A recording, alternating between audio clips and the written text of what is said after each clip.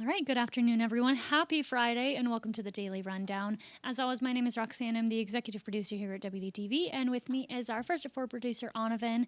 Anavan, happy Friday. We made it. Yes, we made it. It's been a very long week. Yes, it has. I really felt like it was Friday most of the days this week. And then today, for some reason, does not feel like Friday. So it's been No, kind it of doesn't. confusing. But Anavan was very nice and picked us up all like coffees today, this morning. So we started out with Just like a little congratulations. We made it. We made it.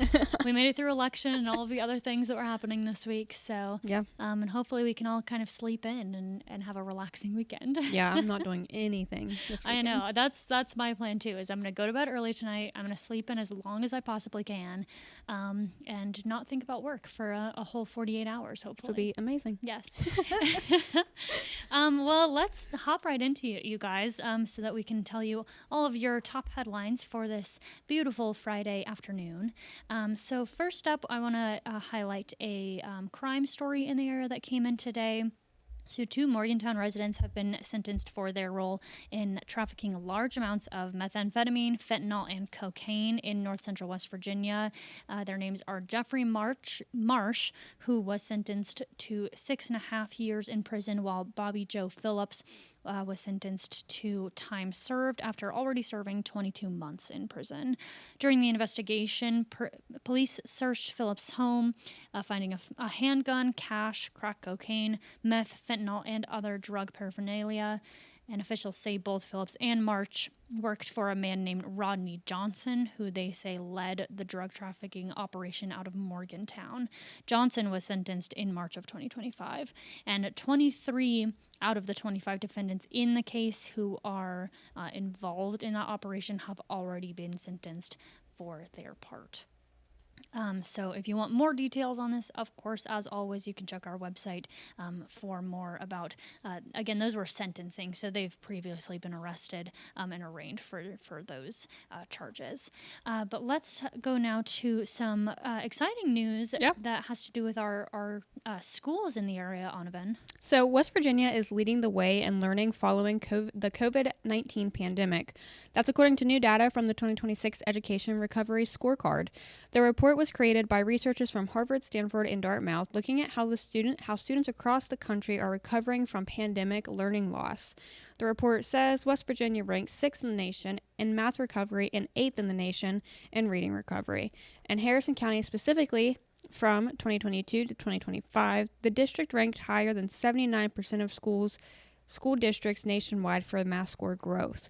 Upshur County is also highlighted in the report, standing out for building a coherent, data-driven instructional system with highly qualified curriculum and deep community engagement.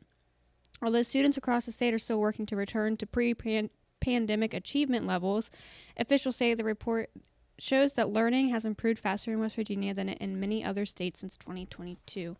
I think this is really great news because I know a lot of students, not just in West Virginia, but nationwide and probably like internationally, have struggled. You know, there's a lot of data about learning loss and, not having as high of like test scores, things like that since the pandemic. Were you in school during the pandemic? I was in high school. Okay, yeah. I had I think I was in like my community college classes when that was going on, but I had already graduated high school, thankfully. I know a lot of people, who are a little bit younger than me who were still in high school when that was going on.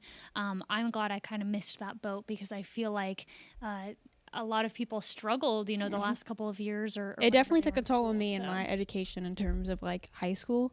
Yeah. Like I was in a lot of math classes, and because I've never been the best at math, so I was in like a math support class and stuff like that, and I couldn't take anything away from it. So then whenever I moved up to college, I was still struggling, and I had to retake those support classes again. I wasn't NC, and I couldn't like have that one-on-one time with my teachers to understand the material. Right. So it's good to see that. I know a lot of places around the country, it wasn't just West Virginia in this report, but West Virginia was highlighted as one of the places where learning is, having higher scores and percentages now since the COVID-19 pandemic. So that's really exciting to see that they're making a lot of progress in that way in the area. So now let's move on to some kind of exciting news for Harrison County residents. So Harrison County Parks and Rec is inviting the community to the former Sunset Ellis property later this month for a free outdoor movie. So if you guys know anything about the Sunset Ellis Drive-In Theater, we've had a lot of coverage on that in the past. There was a fire that broke out, and they've been kind of trying to figure out ways to use the property since then. So the department announced that what they call the Sunset Cinema is holding a free showing of Jurassic World Rebirth at the former Sunset Ellis property. That's on Saturday, May 23rd, excuse me. And attendees are encouraged to bring their own refreshments, bring lawn chairs, everything like that. The movie is free, no tickets are required. And they're also noting that the movie will be shown on an inflatable outdoor screen, not on the projector screen that is in the Sunset Drive-In Theater property. So like I said, here's some old footage of the Sunset Ellis restaurant and the drive-in theater, but the property closed after a fire in September of 2024 that damaged the attached restaurant. And Harrison County Commission later purchased the property, demolishing it in July of 2025. Leaders have since discussed several possibilities for the site, including building a new animal control facility or using the space as an outdoor flea market. And although they have this movie coming up, there has been no official announcement of the long-term plans. And you can see there some of the footage of when that fire was reported and when they were putting out that fire at the restaurant.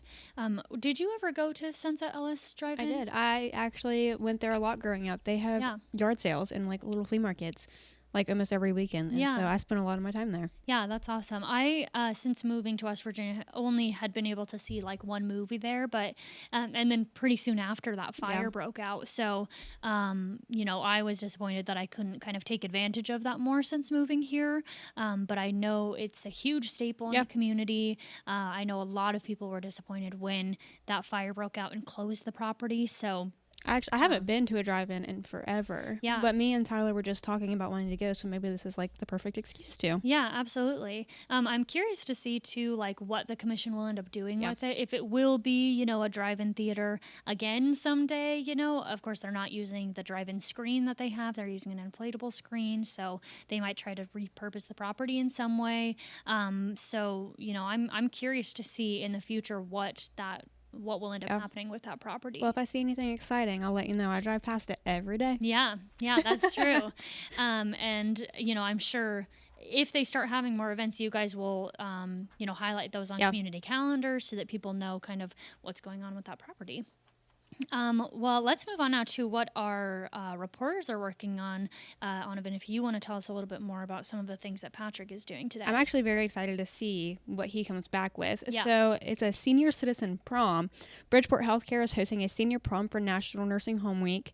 The Bridgeport Mayor, Robert Marthini, will crown the king and queen.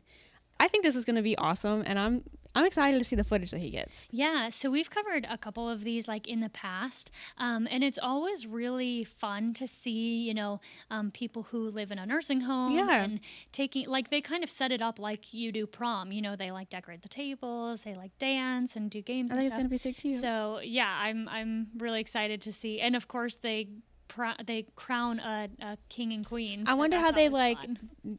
Choose who the king and queen is. Do they do voting there? That's or like, true. Yeah, like anonymous voting, like they do. So I'm excited to see that. I think it's a really fun way to kind of get, you know, the residents at a senior home kind of involved. No, I agree. Doing an activity that they might not normally get to do. Do you think they're gonna have like real fancy dresses too? I know a lot of places will like donate them. Yeah. So I'm hoping that. I know. I hope they can all dress up and live their, you know, senior prom dreams. I never went to my actual senior prom in high school. I think I can't remember exactly why. I think I went to my junior prom and it was kind of like, this is all right. It's a little bit overrated. Yeah. So I think I kind of decided like, nah, I don't need to go to senior prom. See, for me, it wasn't about like actually going to the prom. It was about getting the dress and then going out to dinner afterwards. That's true. That is the more exciting thing. I mean, it's kind of like your graduation. It was like, you like celebrating, but the actual event itself, I don't want to go. Right. Yes, I totally understand that. But, you know, maybe a senior citizen prom, or maybe some of the people never never got to have their senior prom when they were in school. I wonder if, hopefully Patrick will come back and we can ask him. I wonder if that's like something that they would do like for volunteers, like volunteers to go and help. Yeah, hopefully so. Just get involved more like that. I don't know. Maybe that's something that we should keep an eye out for, more volunteer opportunities. Yeah, absolutely. So Patrick will be covering that. I think that is actually at 2 p.m. that was starting. So he's probably there right now. Patrick also went to the first WVU commencement ceremony that was happening this morning. And this was actually the first time that President Michael Benson has taken part in graduation since he became the president of WVU. So he's kind of wrapping up his first year as president of the university. So Patrick got to speak to him this morning about being the president at the university, what he thinks of graduation. He's, of course, taking part in a lot of graduation ceremonies this week as commencement continues for all of the different schools at WVU.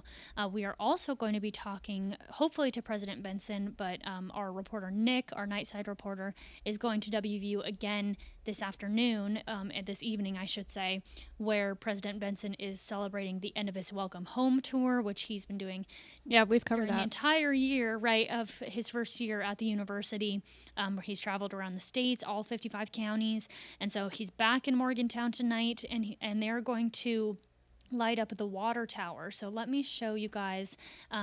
These are some renderings when they first announced that they were going to repaint the water tower.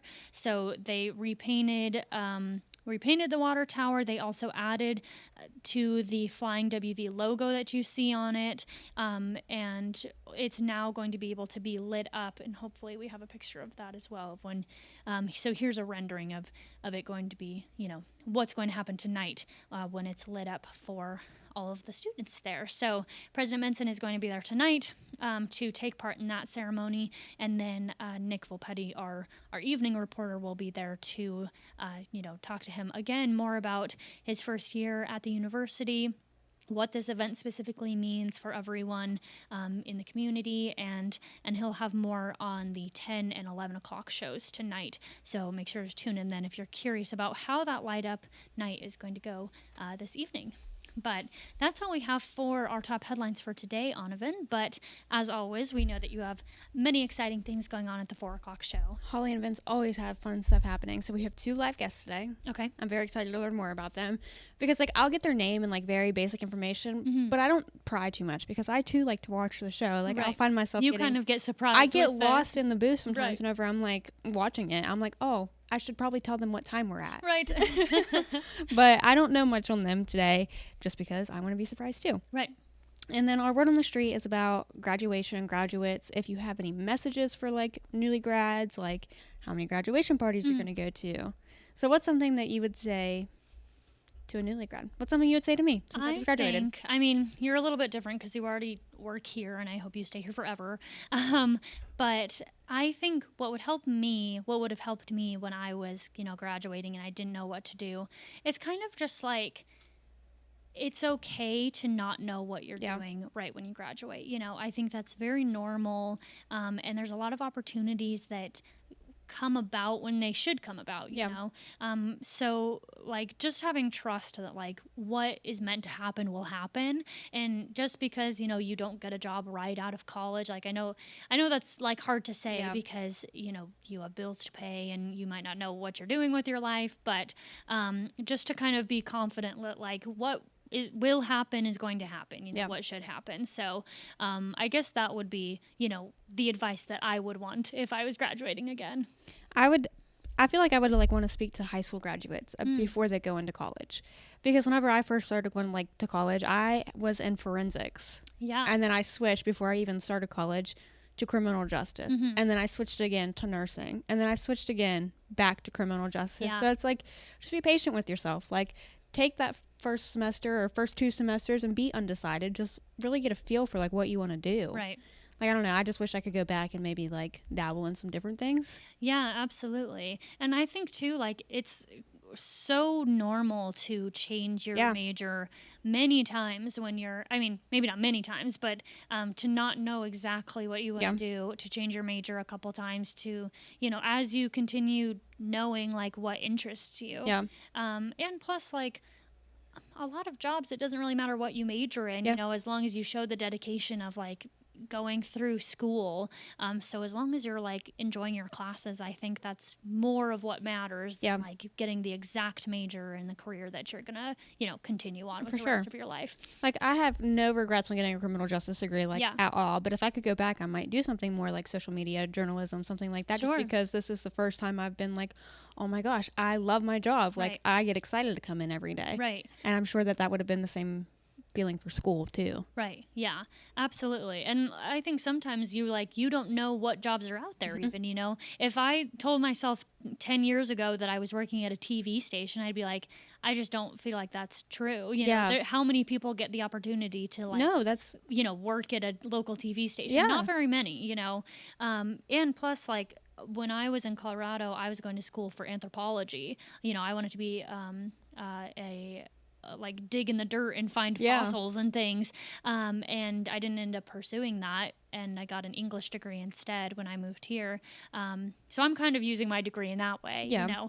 But still, it's like I didn't know what I wanted to do, but here I am still. We're both Yeah. in the same place, kind of doing a similar job. So I think that just as long as you are doing something that you enjoy, and then you can always change your mind when you're out in the real world. Yeah. There's a lot of on-job experience or training and Yeah. that you get when you start a new job. So I was definitely someone who was very anxious when I was like getting ready to graduate, So I know this is like not maybe a hard advice to Yeah. like take when you're in that, but really it's kind of like, don't worry too much, Yeah. It'll always work itself out.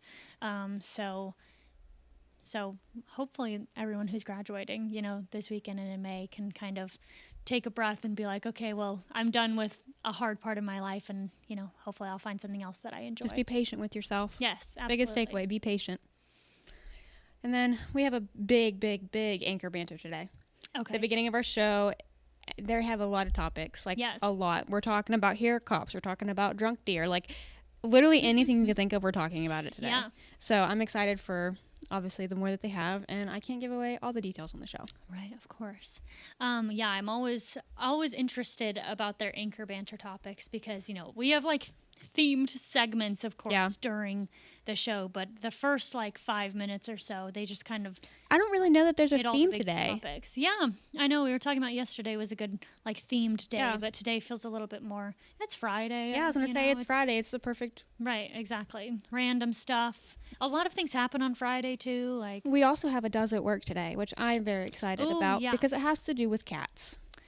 and we know that you love. So I'm excited to see if this works, because if it does work, then maybe I'll get it and do a little True. Does It Work on my own. See, that's also the good thing about Does It Work is that you can kind of see these products for yourself and decide if you actually want to buy them. Yeah. So good. Well, I'm glad that maybe you'll find something that you can actually use. Me then. too. All right, guys. Well, that's all we have for you guys today. Make sure to tune into the First at 4 with Holly and Vince for more about graduation and all of their random fun topics that they're talking about today. They're live guests, too.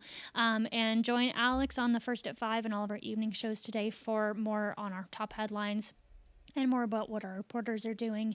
But happy Friday again. We made it through the week. But we will see you guys on Monday. And thank you for watching.